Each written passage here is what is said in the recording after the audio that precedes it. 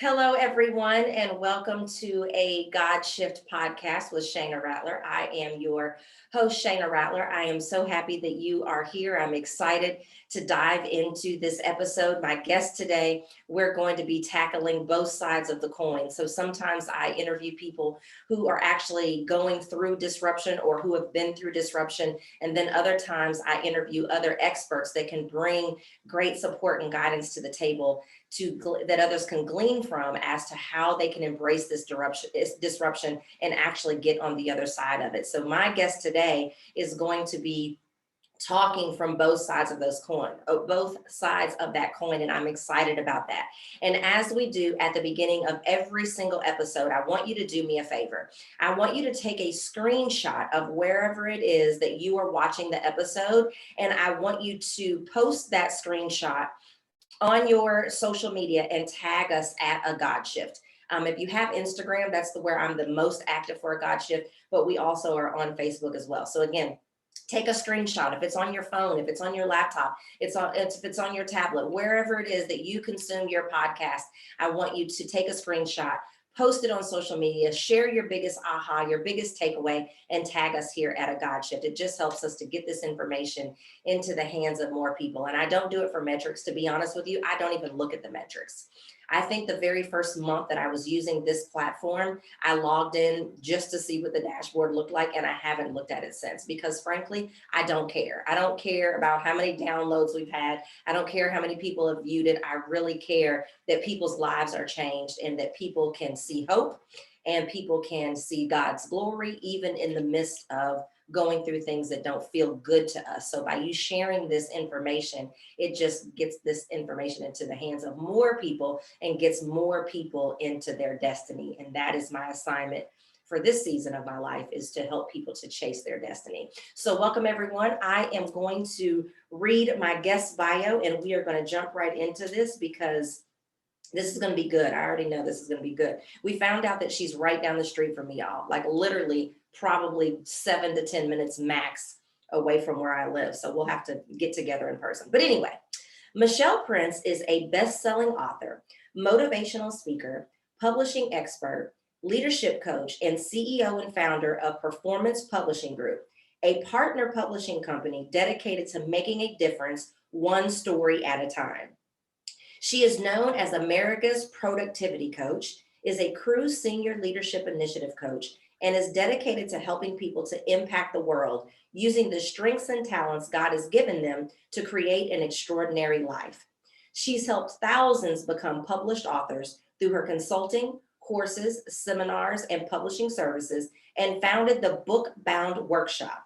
Michelle knows we all have a story and is passionate about helping others tell theirs so they can make a difference in people's lives and exponentially grow their business. Her forthcoming book, Shine Through Your Story, inspires people to tell their story so they can make an impact for God's glory. Michelle is also a Ziglar Legacy Certified Speaker and Trainer and is honored to be named the Ziglar Brand Ambassador, representing the values and legacy of the late Zig Ziglar. Love his quotes. She has been a featured speaker for numerous faith-based associations, conferences, and events to elevate, transform, and celebrate a Christ-directed life. Welcome to the show, Michelle Prince. Thank you so much. Happy to be here.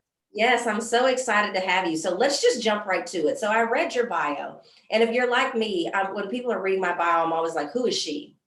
Right? You're like, let's just back to the smile. You don't know if you should act distracted. So I read the very eloquently written bio. So just in your own words, just give us the 30-second rundown of, who are you and how do you show up in the world? Oh, I love that question. Yeah. Because the bio, really, come on, let's just get to the real person. So I am an author, I'm a speaker, I own a publishing company, but I'm very, very passionate about helping people to find their stories. And I can speak frankly with you, to glorify God. At the end of the day, that's what our stories are for. It's our testimony. It's how we give others inspiration and hope. I'm a mom. I am very recently an empty nester with both of my boys out of the house, and been married about 24 years, and I live in McKinney, Texas. Awesome. Awesome. So let's just get straight to it. We're going to talk about your journey a little bit first, Michelle, and then we'll kind of segue into giving the support and guidance that others might need if they either are finding themselves in the exact same situation that you found yourself in or something similar. So if you're new to this podcast, my definition of a Godship is the moment that a disruption in your life collides with God's purpose and moves you into a greater destiny. So when you look back over your life, can you think of a time that you've experienced some form of disruption, whether it was a setback, a delay, a denial? And I also think it's important to say that disruption doesn't always have to be negative. I do believe that those are the ones that we pay attention to the most, and those are the ones that usually get us off of our rusty nail, but it doesn't always have to be negative. So can you share a time in your life that you've experienced some form of disruption? Absolutely. And that's the other thing I'll say about that is it doesn't have to be one specific moment. Sometimes it could be gradually leading to a monumental moment. But Or for me, recurring, right? Like you get on the other side of a God shift and you're like, oh crap, here's another one. yeah, exactly. Now, when you ask that question, the first thing I think of is 2008, when I was working in corporate America. I did start my career working for Zig Ziglar. I started out loving what I was doing, making a difference. I was so passionate about what we were doing there. But I left to go into software sales, to be honest, just to make more money, climb a corporate ladder, and do what I thought would make me happy. Right. I was in software for about 13 years. And the reason I said it's not a disruption doesn't have to be one day. It was a very slow drip of just losing myself and losing my spark, my light, my passion, even though I was quote unquote successful. In 2008, so for a long time, I was just so like something was stirring in my soul, and I kept feeling like I just want to make a difference, but I didn't know how. I didn't know what that would even look like. I wanted to do something more to serve God, to do, just be my best self, but I didn't know how. And in 2008, I was at a conference helping a friend who was a speaker that was there, and I was helping sell her products. And I'm at this event and I just had this aha moment. I don't know if somebody said something or what, but for so many years, I had secretly wanted to write a book, but I didn't dare do it because, who do I think I am, Zig Ziglar or something? Or at least that's what was going through my head. And in that moment, I just had this pivotal disruption of, in a good way, of, wait a minute, why not me? And why not put myself out there? Even if I just do this to check off a goal and share the book with my kids, it will be worth it. And I'll hack into that a little. And again, I love your podcast that I can talk freely about this. God's very clearly, a couple of years prior to that moment, in my quiet time, I heard God tell me to write. And I just was so stubborn, and I thought, no, first of all, I'm not a writer. Second of all, I have nothing to say. And third of all, I'm not going to put myself out there like that. But it just became stronger and stronger and stronger. And it was in that moment at that event when all these years secretly praying to God, saying, Lord, I don't have anything to say. It just hit me of, wait a minute, I do have something to say. And it's just my story. And that's good enough. And so I pressed forward. And so that was a huge pivotal moment, but it was a gradual disruption in my soul that just finally came to a point of like, I just can't not do this anymore. Yeah. And so what do you think? So I believe that God uses disruption or unexpected circumstances to get our attention, right? Yes. And so what do you think he was either trying to get you to see or trying to get you to learn, or where was there somewhere he needed you next? Why did he use this? Because there's a lot of things he could have picked. Why did he use this? That's a great question. I've always loved speaking. I've always felt comfortable, doing things like that. Actually, it's funny. A couple of years prior to that shift moment, I was at a Women of Faith event here in Dallas, and I love Women of, those huge, large events with speakers coming in and thousands of people there. I'm there with one of my girlfriends, and I lean over to her and I said, "Oh my gosh, wouldn't you love to be a speaker at this, like an event like this?" I mean, it's at American Airlines Center. Yeah. And she looks at me, and the look on her face, she was like, first of all, you couldn't pay me $1 million to step foot on that stage, let alone open my mouth. Wow. And I remember thinking, it just never occurred to me that maybe my passion for wanting to speak and share could be God's gift for me. Who knows, And so, but that was this, that kind of started it, but I really wasn't fully convinced until I started to write. And I had so many things. I've always been an encourager. I've always been that way with my friends and, one-on-one with people. But when I started to write, it just became so crystal clear that, I do have something to say. I do want to encourage people like you to find their passion, to find their destiny, to be their best self. And so it just, I think, or what I felt God was telling me to do is I needed to shine my light. And, when we shine our light, it has nothing to do with us. All we're doing is merely reflecting the sun. And so it was just, I don't know. I feel very blessed by that. And it's a spiritual gift. I know, or exhortation is my spiritual gift to motivate, inspire, and encourage people. So it just all kind of came to a head there in 2008, 2009. So how did you respond? Right. So you get this tap and God is like, right. You know that you enjoy speaking, you know that you would like to do that on another level, but how do you respond? What do you do? I wish I could tell you I responded the way I should have. I didn't. In fact, I went back and I reread journals because I've been keeping journals since I was in college. And I went back and I reread, and it was about 2 years that God was nudging me. And I mean, I'm literally arguing in my journal entries with God that no. I think you're saying right as in right or wrong. I'm not hearing you correctly. Yeah, not WRITE. Yeah, RIHT. Yeah, or all right. Yeah, you know what I'm saying. RIHT. And so I literally was having this like kind of internal struggle, and I'll never forget. It became so strong. I called my mom because I thought she's probably the only one who's not going to think I'm completely crazy if I tell her God's telling me to write a book. And so I said, Mom, I just keep hearing in my, I'm supposed to write. And she was just so simple. She's like, well, then write. Like, what's the big deal? And I'm like, well, yeah, that's true. I don't have to share it with anyone. And so I did. I got on my computer and I just started typing. And this was not my book. This was literally just almost like throwing up on paper. I mean, yeah. I just was like, anything was just a conscious thought just came to mind. And I was remembering stories, but it left me like, maybe I do have something to say.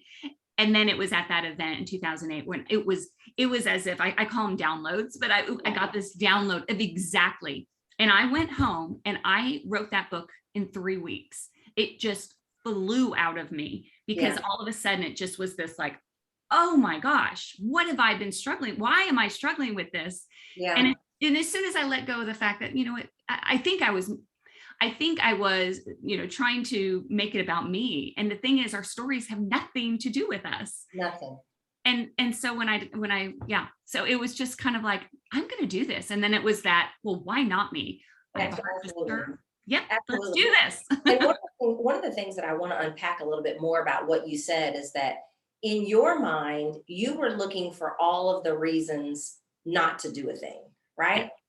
And then you tell someone close to you, and they don't see any of those limitations. They don't see any of those hindrances. Why do you think that is, that when it's so close to home and when we're personally called to do something, we come up with all this negative chatter, all these limiting beliefs, but other people are like, I don't even see the big deal. What do you think's going on? Oh, it's so just imposter syndrome. It's, our negative thoughts. I mean, that's where the attacks happen, are in our thoughts, and, lack mindset in every way. I think when I started my career, when I think of my seasons, we all have seasons in life, right? And when I think of how I started right out of college, bright-eyed, I'm working for Zig Ziglar, I'm doing what I am so passionate about. And I was just, so excited. And then I left and I started building a career in software, and I was successful. And so I was still kind of excited. Then I had kids, and then I was, the realization of like, this is it. Like, this is really what I was created for. Yeah. And it just almost broke me, to be truthful. And I think I lost my confidence, even though I was the successful person in my job. I just wasn't fulfilled and happy. And so I think by the time, I'm feeling the nudge to put myself out there, I'm a little wounded and broken of, well, who, me? Yeah. And, but I think that's how God works, right? I mean, he doesn't use, we look at all the stories, he uses the least of these to make the biggest impact. And so as soon as I got that wrapped around my head, that, you know what, this isn't about anything more. And I will say, I didn't write a book with the intention to build a business or to, it was, Sell a bunch of them or anything like that. My kids were in elementary school at the time. And I said, you know what, if nothing else, if my kids know my story, it will be worth it. Yeah. And so, but what's beautiful is, you know, the moment I obeyed, because, you know, I really was being told to do that, God opened up doors that I could not have even imagined existing, let alone, you know, knowing how to walk through. Yes, you were living out Ephesians 3:20. So let me ask you this, Michelle. How, if at all, was your faith affected during this process or your relationship with God?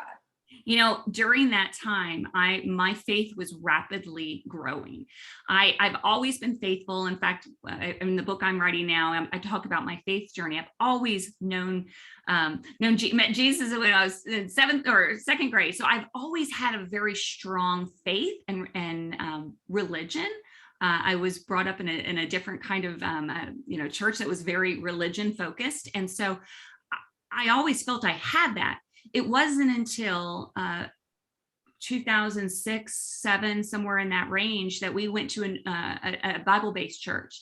And even though I read the Bible, I heard the Bible most of my life, I felt like I understood it, I didn't fully understand it until this time. So, you know, later in my life, I was rebaptized at 39 because it was such a transformational time for me that I wanted to recommit my life to Christ.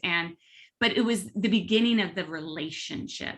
Yeah. And God worked in me in my understanding so rapidly. It was, you know, the analogy is that tree planted by water. I mean, things were just like, wow, I'm understanding what I thought I understood, but I didn't. Yeah. And so my faith was 100% a part of all of this. And I truly believe, and God showed me by how, when I tell you to do something and you obey, I will bless it. And he told me to do 3 things. Actually, the book was just one. The other was, you know, getting baptized, which I was so like, wait, I'm already baptized. Why would I do this again? But I understood it as, you know, the symbolism of that, and then something else. And so I did all 3. And then that's when I really started to see God show up in even bigger ways. Yes.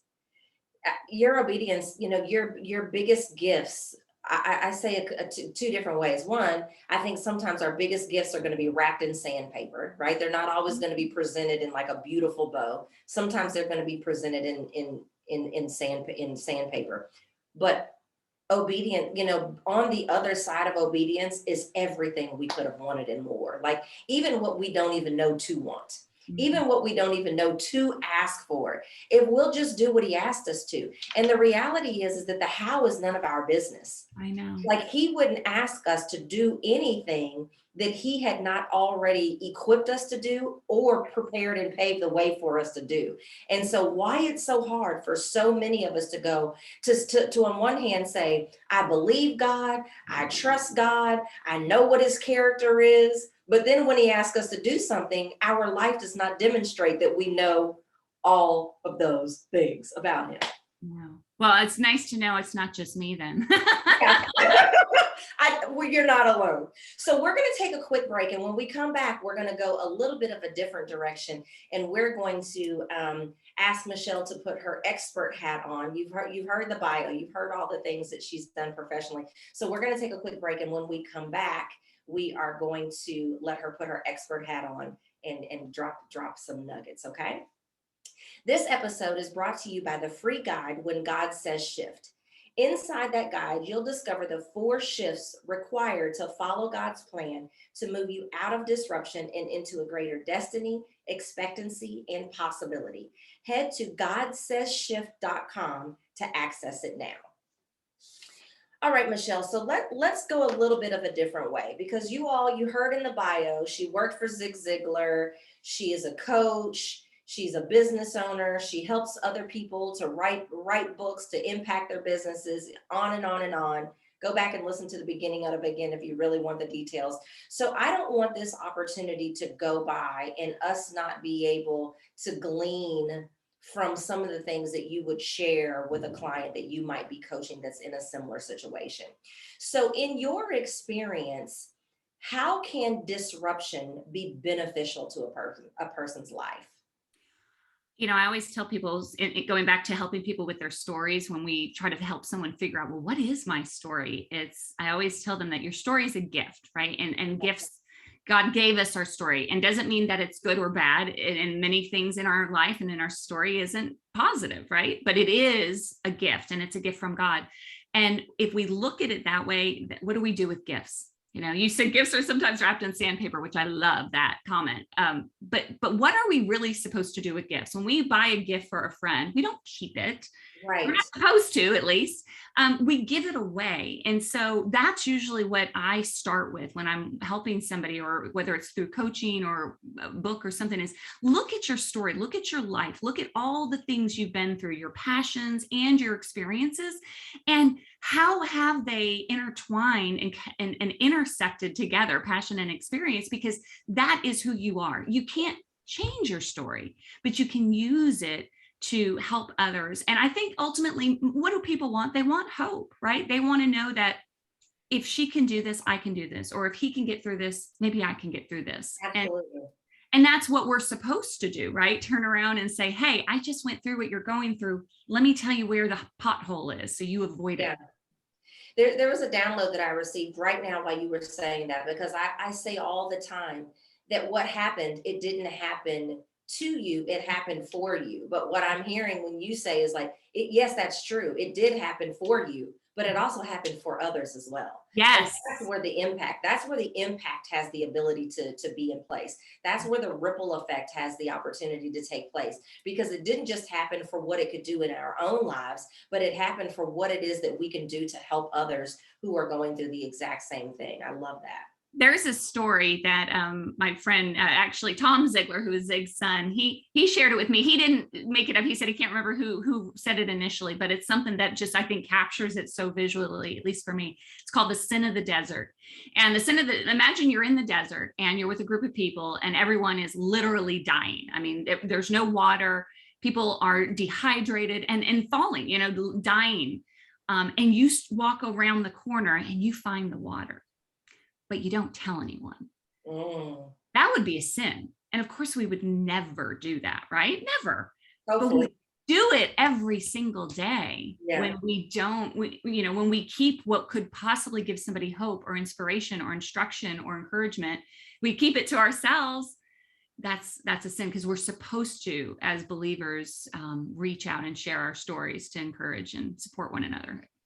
I love that. I love that. And that's a great segue into the next question. So obviously, disruption can help us and disruption can help others. Mm-hmm. So in your experience of working with clients or even just observing people in life, what do you feel are some of the most common barriers that either keep somebody from embracing the disruption and using it as a tool to create a better life? Like where's the block?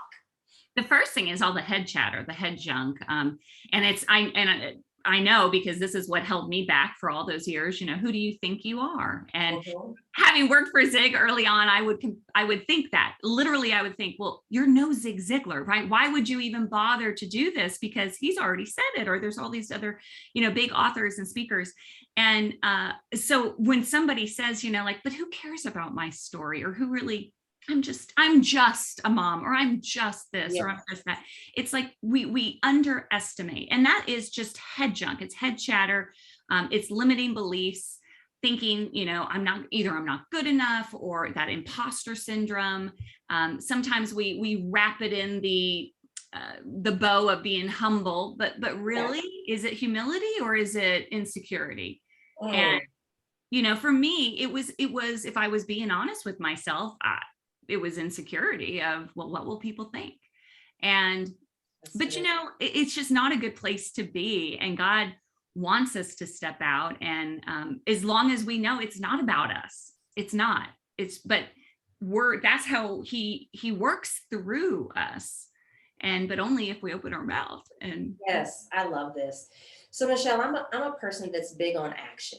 Like we can talk theory all day, but I really like to make sure that my listeners of my podcast or my television show or anybody who reads my book, that they really have some tangible, concrete things that they can do when they find themselves in this situation. So let's share a couple of tips. So if you had a client that you were working with and they were, or a friend even, doesn't even have to be professionally, and they are either struggling to put God first in their life, if they are trying to embrace disruption, like what is one or two tools or tips or strategies that you could give them to do that make sure that this is a season that actually develops them and doesn't destroy them? Ooh, such a great question.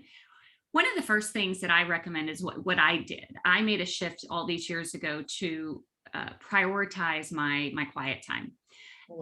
Being a mom, I was working full time. I was starting a business. I was, traveling, kids in elementary school. I was so busy. And to be truthful, what usually fell on the back burner was my quiet time, reading my Bible. I would pray, as I'm in the car on my way to the next appointment, but it wasn't that consistency. And so I would get up an hour earlier. And, when you have little ones at home, that's hard because you're so exhausted. And I'm not a morning person, but I started doing this and I would give myself 1 hour, make my cup of coffee. And I know you can see it, not everyone else can. I have this chair in my office and that's where I would spend my hour. And I would, read scripture and I would journal. I'm a big, big journal. That's where I get my downloads. That's where I hear God the loudest, is when I write, when I journal. That's good. And probably why he called me to write, so I could hear him a little clearer. Really? Yeah, probably. But that's my advice to people, is because, especially for women, we give to everyone else. We are just wired that way. And so if you're constantly moving and doing things for your job, for your family, for your spouse, for your friends, and you're not giving yourself that time with yourself and with God, you will just be depleted.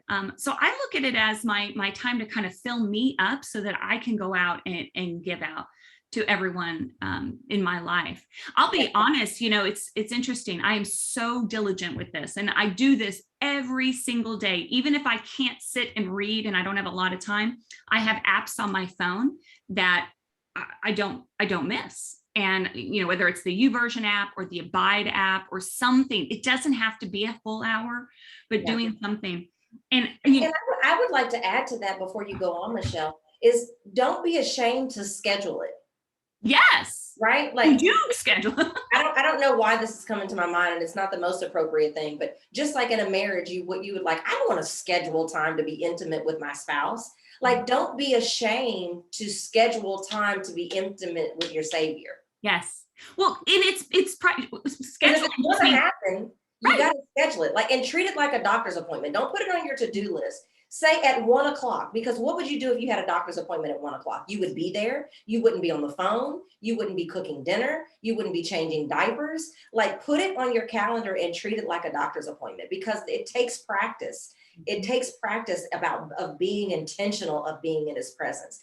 And I taught a class to a bunch of ministers last night, and I shared with them that the fact that over the last probably 45 to 60 days, the Lord has been kicking my tail about not spending enough time not spending enough time with him. And I wish I had my notes in front of me, but I'll paraphrase. He spoke very clearly to me a couple of weeks ago and said, my promises are in my presence. Oh, clear, not audible, but clear. My promises are in my presence. I'm writing that one down. That is and I know that I had not been as intentional about being in the presence of the Lord as I normally am. First thing in the morning before I get up, different pockets of the day.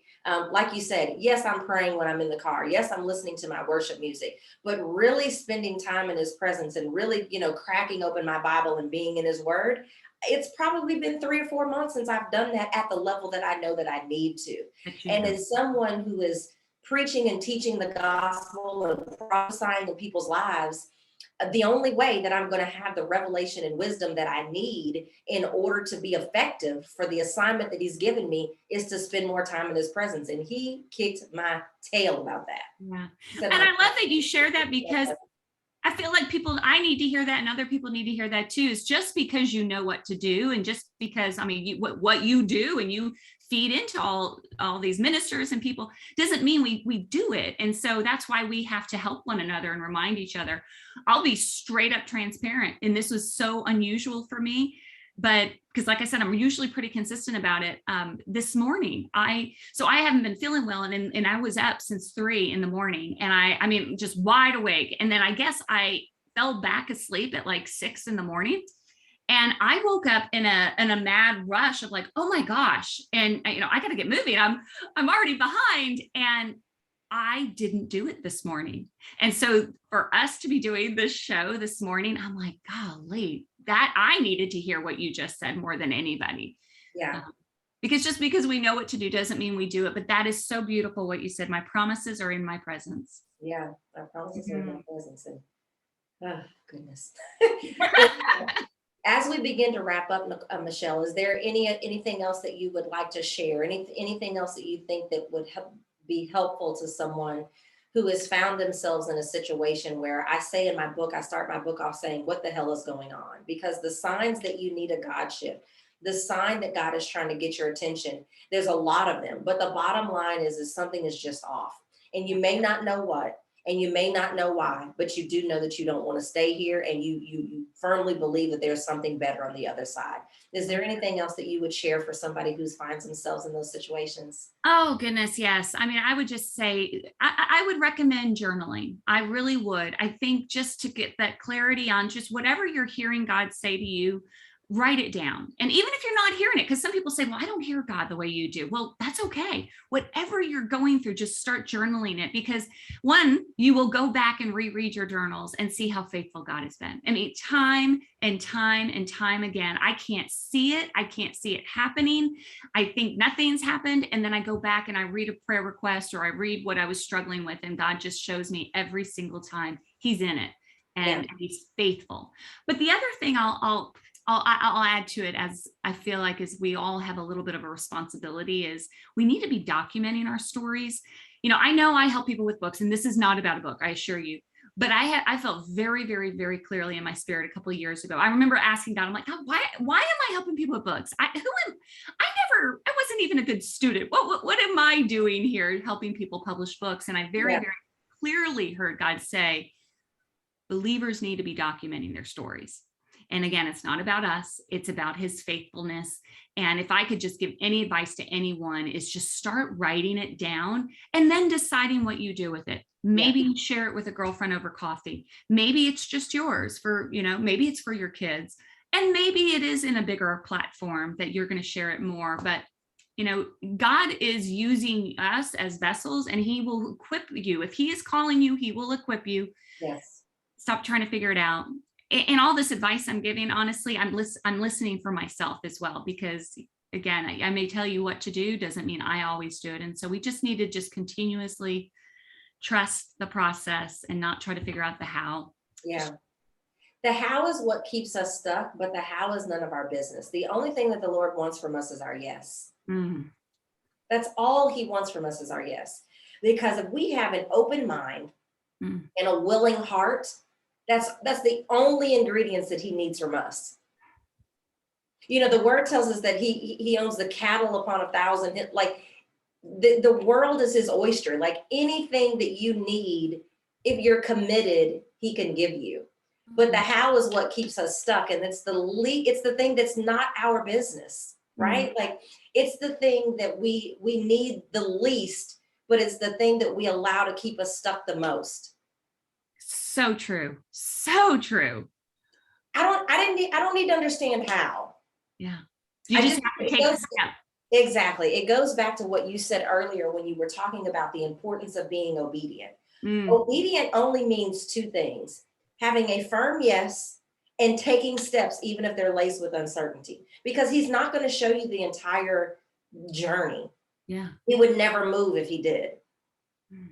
Or we would move too quickly. We would screw it up, right? We would get in our own strength and our own power, our own will, and we would screw things up. And so my encouragement to people is, if you are finding yourself in disruption or experiencing some level of unexpected circumstance, more than likely it's because God needs you somewhere next. There's another level of destiny that is waiting for you, but a God shift is going to be required, and elevating God's position in your life is going to be part of the process. You're going to have to do some things his way, but you don't have to understand how you're going to get there. You just have to be willing to say, okay, I hear you. Yep. And I just say yes. That's the only thing he needs is your yes. Mm-hmm. So good. So That's good. it. You don't need to know how. Yeah. And I'm glad, because the how can get messy, and the how can have a lot of steps and require a lot of things. So I'm grateful that somebody else is going to do the heavy lifting. All I have to do is say yes, and you'll do the rest. I kind of like that ratio. I mean, we would take that all day long from an employer, right? Sure will. I'm going to pay you to do, all you have to do is show up. All you have to do is show up, and I don't care what you do when you get here. I mean, obviously that's not true, but and you still gonna get your check. It's kind of the same way with God. He's like, listen, I know that you don't know what you're doing. I know that what I'm giving you feels bigger than what you feel like you have the shoulders to carry, but I do. Oh, that is so good. I've got the whole world in my hands. The only thing I need you to do is say yes, and stop staying awake at night trying to figure out the how. Stop driving everybody around you crazy because you don't know what it is that you're supposed to do. You don't have to know. Anyway, I'm not going to get on my soapbox because I'll get fired up. Anyway. I think you should, though. This is good stuff. This is good stuff. So Michelle, how can our listeners find you? Like online, on social media? How can they find you? Yeah, I mean, I'm on Facebook and Instagram and all of that, LinkedIn. And reach out to me there under Michelle Prince, or the website, michelleprince.com. You can reach out through that way. But I would just love to encourage anyone, if anyone is kind of thinking about, maybe I do need to figure out my story or something like that. I would suggest we do free strategy sessions where to just ask a couple questions and we can figure it out pretty quickly, what your story might be. And then you decide what you do with it. And you just could go to performancepublishinggroup.com to get those free strategy sessions. Perfect. And you guys don't have to worry about trying to write that down. All of that will be in the show notes. So I will have the link to where you can find her on social media, and I will have her website links on there. But you do need to do this because your story may not end up in a book, but it may. It may end up on a book. It may end up on a television show. Let me stop talking because that's going to scare a lot of y'all when you're not going to call her. Sometimes getting clear on your story is just therapeutic for your healing. Sometimes getting clear on your story is really just understanding why you had to go through what you went through, and so that you can create a better life for yourself now. If it never ends up in the hands of someone else, it may just be for yourself. So I encourage everyone who is listening here to do that strategy session with Michelle, because your story, like she said, there's absolutely nothing that you can do about your story, but there is something that you need to do because of your story. So let her help you figure it out. Like, remember I said the how is none of your business, because she knows the how, right? So you don't have to try to figure out the how, let her help you. So all of that information will be in the show notes so that you can reach out to her and get about your father's business and get about the life. Because like I said, there's another level of destiny. Even if you feel like, oh, I'm not experiencing anything negative. Sometimes you've accomplished everything it is that you want to accomplish, but you still cannot ignore that inkling that there's another level of success with your name on it. So whether you are experiencing something good and you know there's more, or whether you're experiencing something not so good and you know there's more, your story is directly tied into where you're going. So I hope that you will reach out to Michelle and help her to help you figure out what to do with it. My doggy is going to get in the video. So everyone, thank you so much for listening to the Godship podcast. Again, take a picture of this, share it with your friends, post it, because someone is going to hear this episode and they're either going to have been experiencing the exact same thing or something similar. And it is my desire that they will see that there is hope on the other side of the hell that they feel like they are going through. So thank you so much for listening to this episode. And I hope that you will not only share this, but listen to other episodes as well. Thank you so much, everybody. Have a good day. Bye-bye.